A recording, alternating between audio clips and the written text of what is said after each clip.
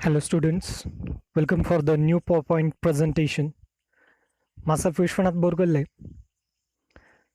Previously we started with the third unit, Administrative Machinery in India.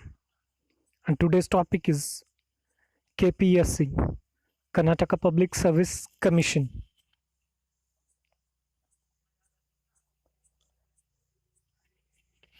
Karnataka Public Service Commission, which has been established for the recruitment of the different civil services, and it's very important for the Karnataka state.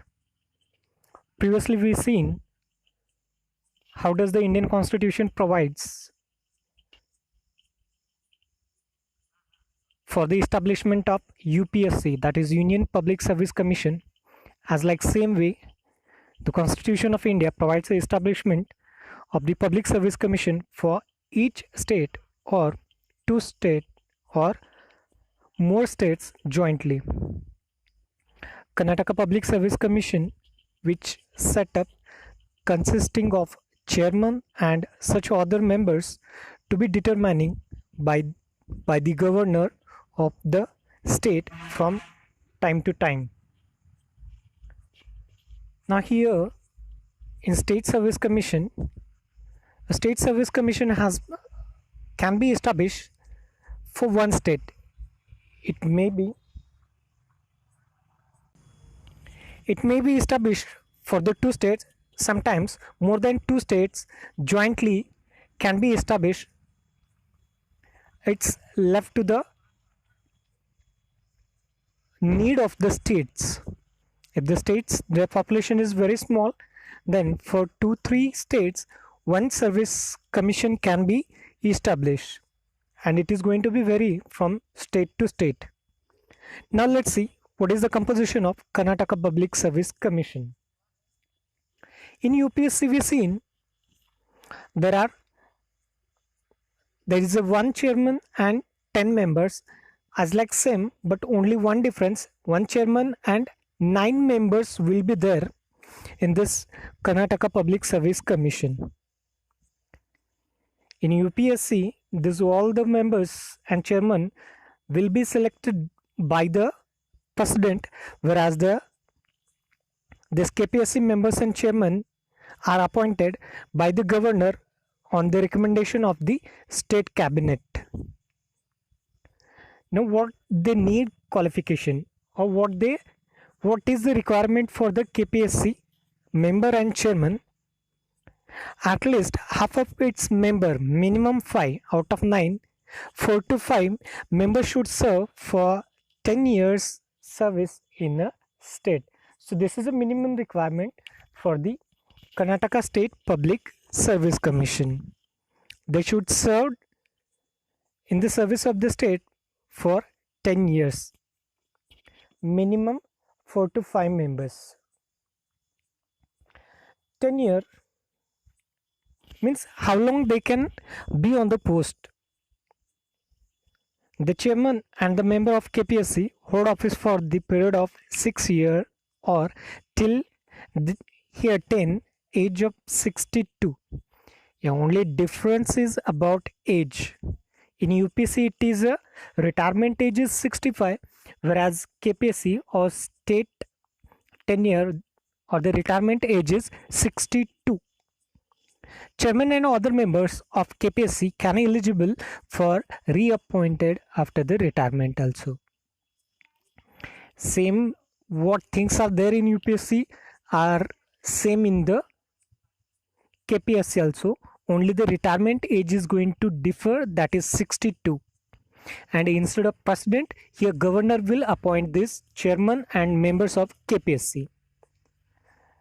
Now how these member and chairman can be removed from their post? Student, again same point as like UPSC, a chairman and members of KPSC can be removed from the post only by an order of president on the ground of misbehavior provided by the Supreme Court, as like UPSC itself. So there is no difference about the removal of KPSC members and chairman as like UPSC.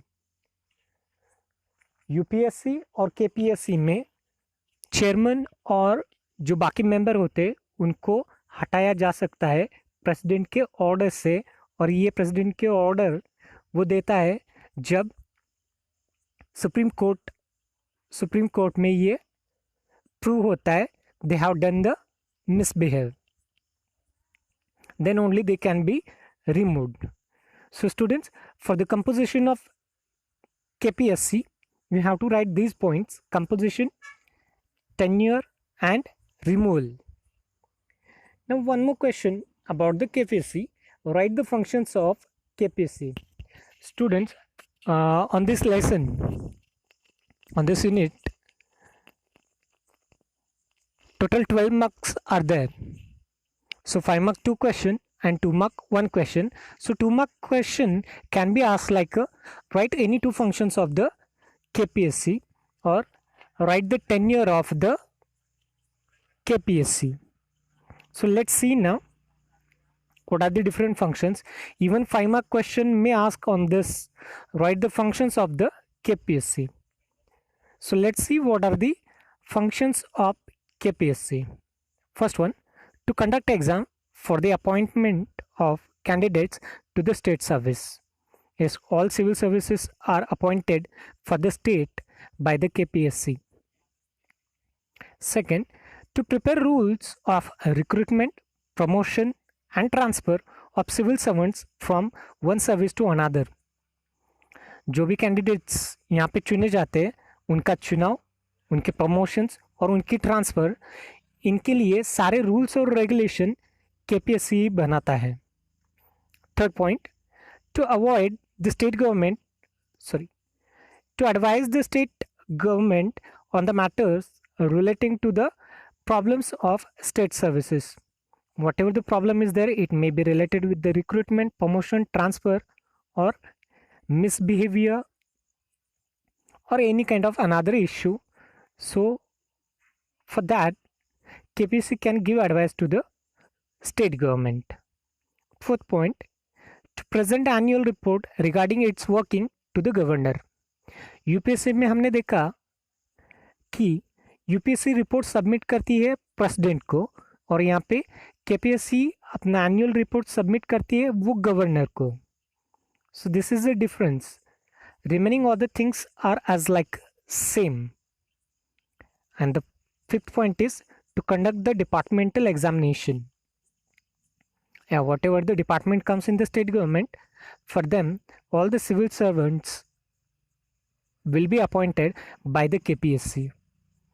So whatever the class 1, class 2, class 3, class 4, all the